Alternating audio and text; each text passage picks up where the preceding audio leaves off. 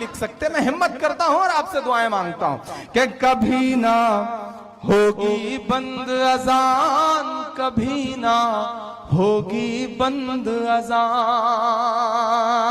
ज्यादा दूर नहीं है मुंबई, और मेरा ख्याल है अभी सोए भी नहीं होंगे वो, पहुंचे आपकी तालियों के साथ मेरे ये मिसरे। और अगले मिसरे गौरव भाई आपसे भी दुआ मांगता हूं, पढ़ता हूं, सुनिएगा कि कभी ना होगी बंद अजान, कभी ना होगी बंद अजान।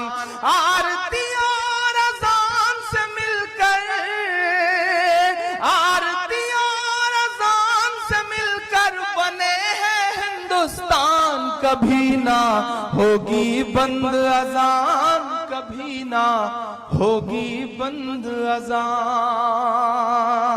सोनू निगम साहब शायद ये भूल गए कि जिन मोहम्मद रफी साहब के गाने गा गा करके वो स्टार बने, वो मोहम्मद रफी साहब खाने काबा में अजान देने की क्या ख्वाहिश रखा करते थे। मैं मिसरे पढ़ता हूं, सुनेगा कि लम्हे भर की अजान लगे है तुझको गुंडा गर्दी, लम्हे भर की अजान लगे है तुझको गुंडा गर्दी। हमने तेरे गाने घंटों झेले हैं बेदर्दी, हमने तेरे गाने घंटों झेले हैं बेदर्दी।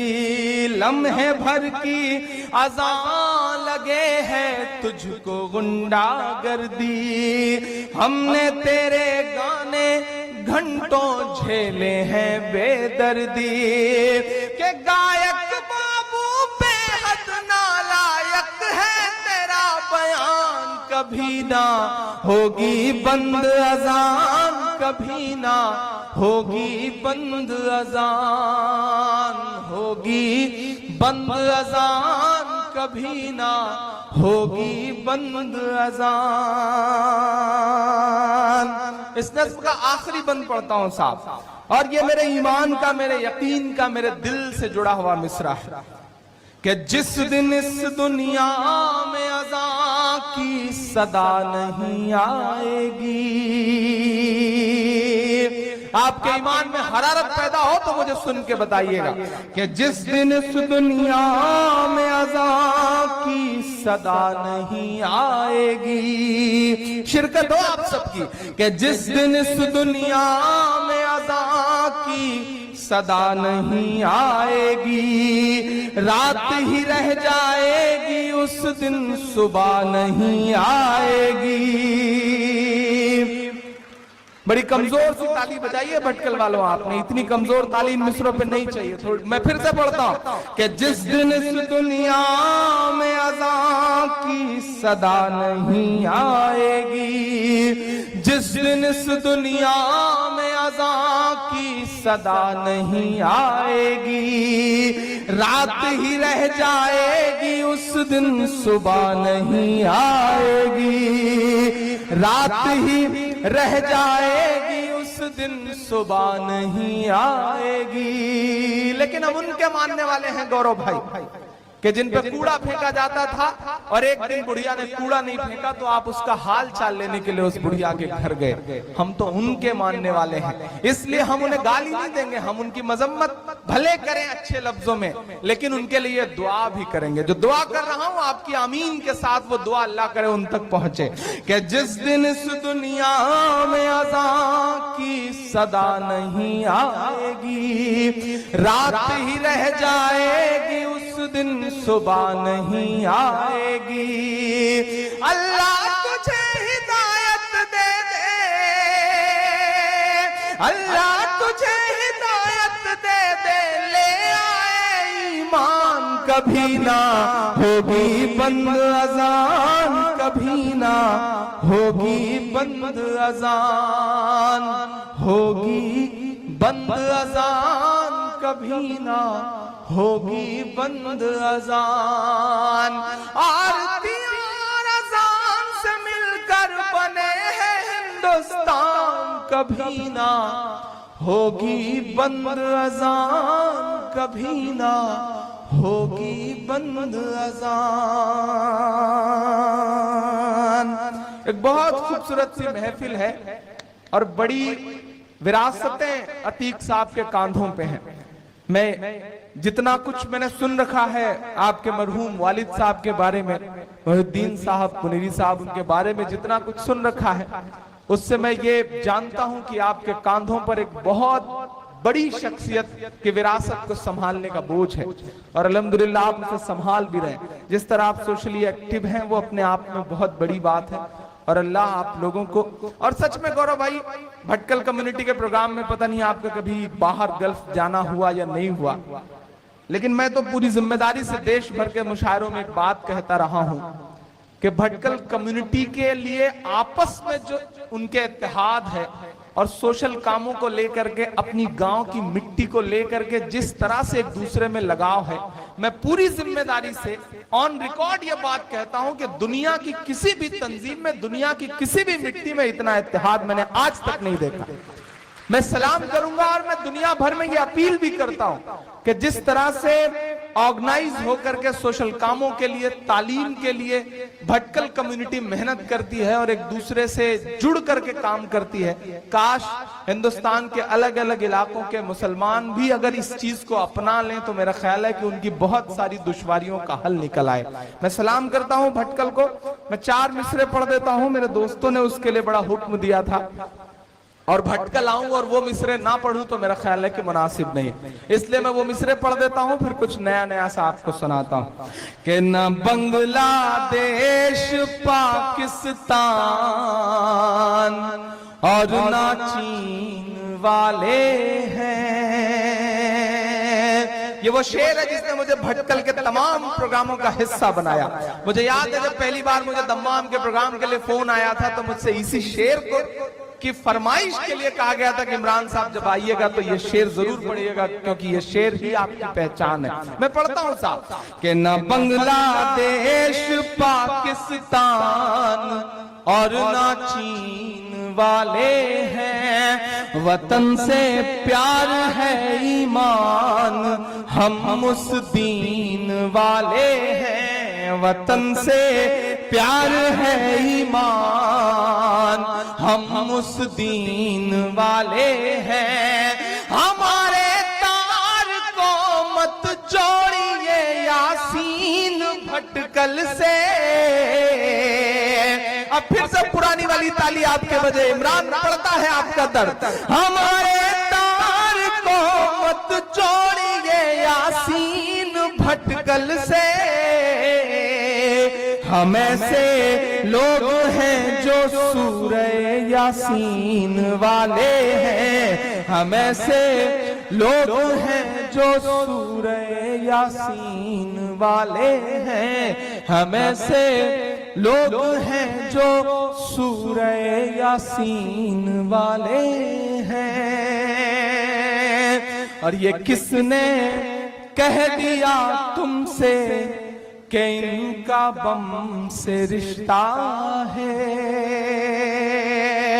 आप भी एक बड़ी खूबसूरत सी याद लेके जाएंगे गौरव भाई, जिस तरह से मोहब्बतें दी हैं आपके एक एक लफ्ज पर। उर्दू इनकी जुबान नहीं है, हिंदी इनकी मदर लैंग्वेज नहीं है, यहाँ नवायती बोली जाती है या फिर इंग्लिश बोलते हैं लोग, लेकिन आपने भी महसूस किया होगा कि किस मोहब्बत से इन्होंने आपको दुआएं दी।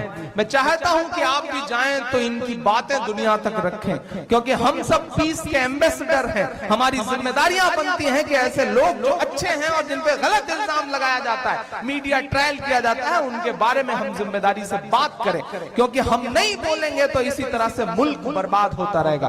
इमरान मिस्र पढ़ता है साहब कि ये किसने कह दिया तुमसे कि इनका बम से रिश्ता है, बहुत है जख्म सीने में, फकत मरहम से रिश्ता है, बहुत है जख्म सीने में, फकत मरहम से रिश्ता है, बहुत है जख्म सीने में, फकत मरहम से रिश्ता है। वो तुम हो जो तिजारत करते हो बारूद की साहिब, ये है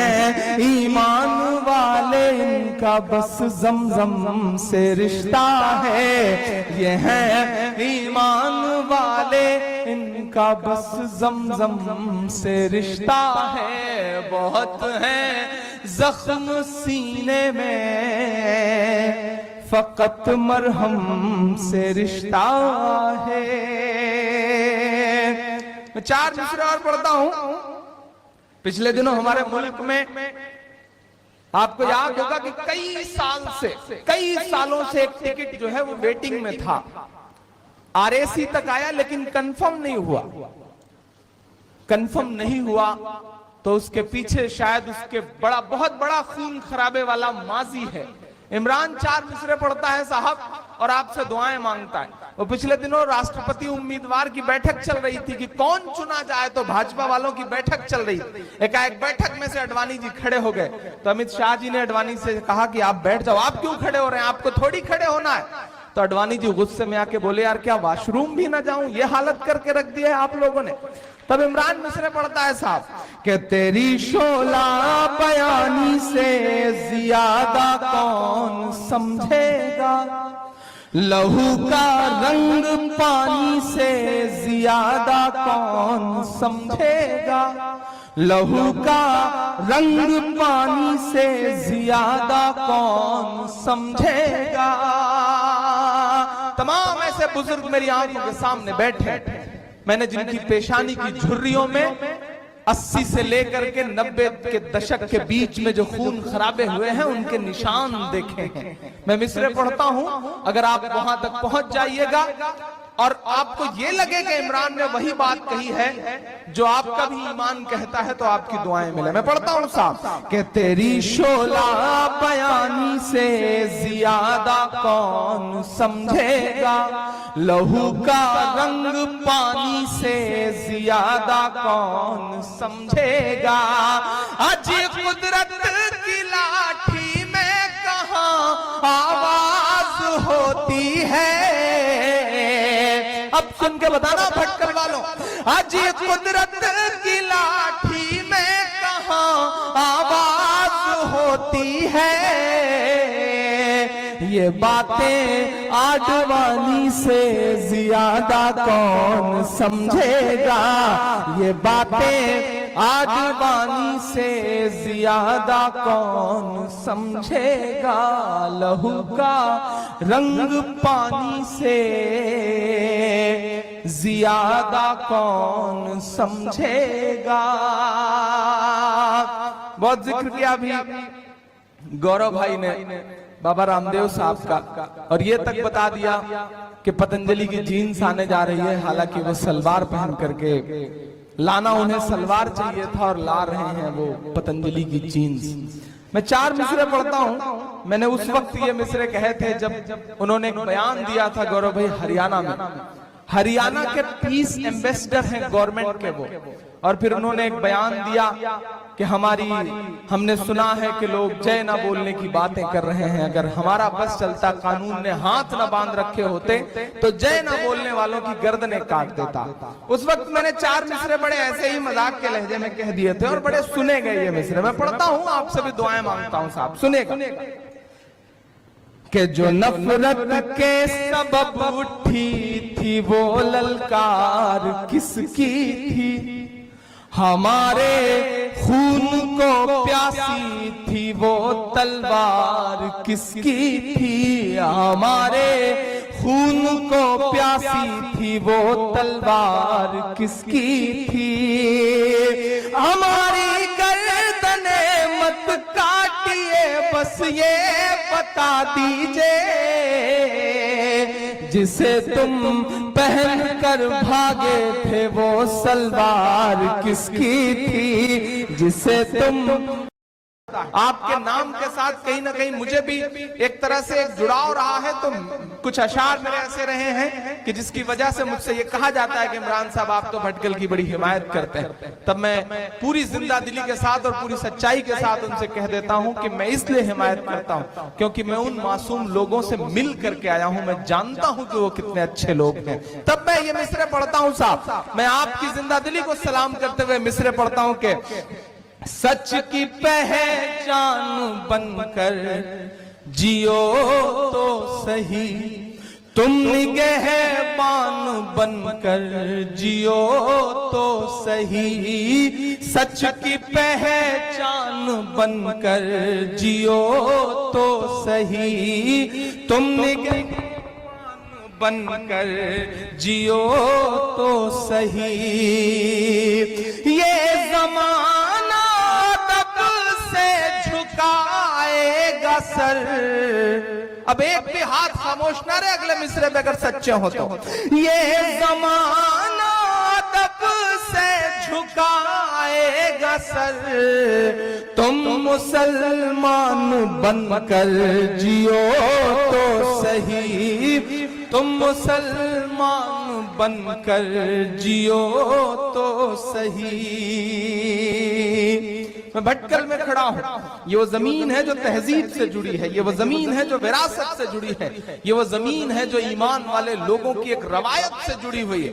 मैं इस मिट्टी पे खड़ा हूं, मुझको जालिम का तरफदार नहीं लिख सकते, मुझको जालिम का तरफदार नहीं लिख सकते, कम से कम वो मुझे लाचार नहीं लिख सकते। जहां हथेली पे लिए बोल रहा हूं जो सच, उसको इस देश के अखबार नहीं लिख सकते, उसको इस देश के